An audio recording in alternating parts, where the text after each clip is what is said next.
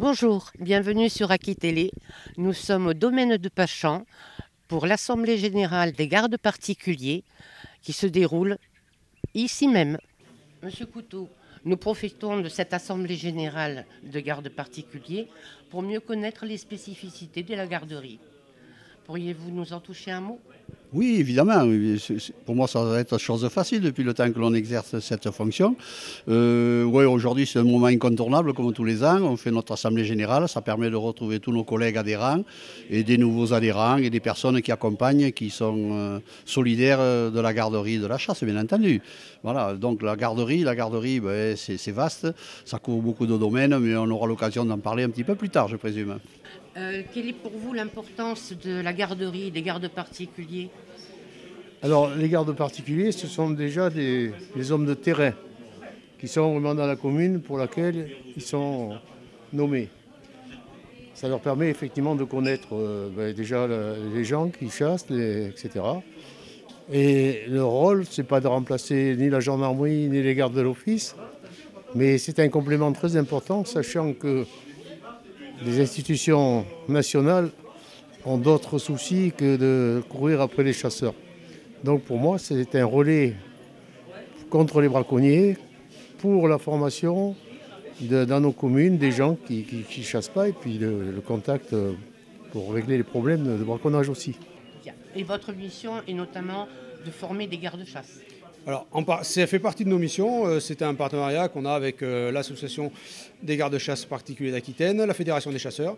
Et je suis, entre autres, avec mes collègues de travail, chargé de leur faire passer la formation module 1, qui est le module général à tous les gardes particuliers, et module 2, qui est le module pour la chasse. Et en fait, donc cette formation, c'est une journée de 10 heures, une journée de 8 heures, où on leur apprend les bases de leur fonction, les bases juridiques qui leur permettent d'intervenir sur le terrain. On fait quelques exercices pratiques dans la rédaction d'un procès-verbal, dans comment se comporter lors d'un contrôle.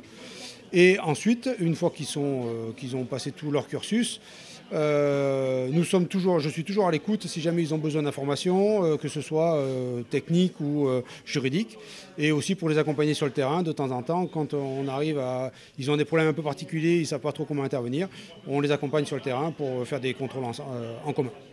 Quelle est votre fonction? Alors moi, je suis fonctionnaire d'État, mais bon là, aujourd'hui, je suis là en tant que président de la Confédération française de gardes particuliers assermentés pour répondre à toutes les questions que se posent les gardes, mais aussi que peuvent se poser comme par exemple dans quel champ d'action ils peuvent intervenir dans ces pouvoirs de police judiciaire, par exemple. Alors l'utilité du garde particulier, c'est quand même une personne de droit privé qui devient investie de prérogatives de puissance publique, et à ce titre, donc, il peut avoir des fonctions de police judiciaire, notamment en matière de chasse, pêche, forêt et voirie, et d'autres domaines, notamment plus récemment en matière de police du stationnement, police de la circulation, police des déchets, etc. Tout ce qui concerne l'environnement et ce que peut bénéficier aussi les collectivités. Aujourd'hui, vous avez des communes rurales qui, malheureusement, n'ont pas de policiers municipaux ou de gardes champêtres parce qu'ils n'ont pas les moyens de recruter. Ils peuvent avoir recours à ces gardes particuliers bénévoles qui peuvent être aussi également défrayés dans leur activité, notamment, et ils peuvent intervenir, notamment en matière de police des déchets, police d'environnement, chasse, pêche, etc. Alors moi mes fonctions sont assez diverses et vastes. Le garde du domaine routier a pour but souvent d'intervenir sur les dépôts d'immondisme. A aussi depuis 2022 le stationnement. Il peut faire des relevés d'infraction au stationnement pour les communes, qui est très intéressant. Et c'est surtout le garde particulier du domaine public routier est très intéressant, surtout dans les milieux ruraux. Oui, cela permet de pouvoir suppléer à la police municipale quand les communes n'en ont pas. Mais bien souvent, dans les domaines ruraux, il n'y a pas de police municipale, il n'y a pas de garde champêtre, et on se rabat sur le garde particulier parce qu'il a quand même un pouvoir de police judiciaire qui permet justement de pallier à ce manque. Monsieur Dariano, pouvez-vous me dire En quoi consiste votre travail en tant que garde forestier?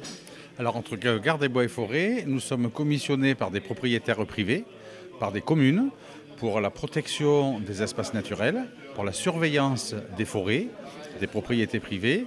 Vous avez la loi du 2 février 2023 sur l'engrillagement sauvage de la France qui interdit maintenant ou qui limite aux propriétaires forestiers par exemple de clôturer leurs propriétés pour les protéger.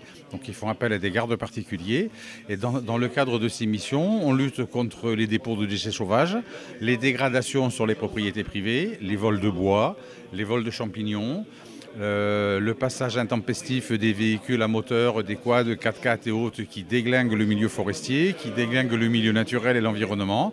Et à ce titre-là, on intervient sur le terrain en tant que garde assermenté et agréé pour protéger et surveiller l'ensemble du territoire qui nous est confié. Tout simplement, cette activité est entièrement bénévole. Je suis garde particulier chasse sur la commune de Arsens qui est en ACCA. Donc ça exerce mes fonctions depuis à peu près une vingtaine d'années. Voilà. Donc en tant que garde-chasse particulier, j'ai beaucoup de contacts avec les promeneurs, les vététistes, tous ceux qui font usage de la nature. Par contre, le gros problème que l'on rencontre à l'heure actuelle comme garde, c'est le problème que les gens ignorent que le domaine privé est très important. Donc ils se croient que toute la nature, tout est permis. Donc mon rôle, c'est de leur faire comprendre qu'il faut qu'ils respectent certaines prérogatives de la loi. Voilà. Et j'essaye de leur faire, disons, de leur faire comprendre l'utilité des gardes-chasse particuliers pour justement éviter les problèmes peut y avoir pour les battus, surtout sur la sécurité, que quand il y a des panneaux, tout ça, il faut qu'ils respectent. Voilà, donc, c'est quand même un rôle très, très, très important, hormis la chasse, hormis la réglementation, tout ça.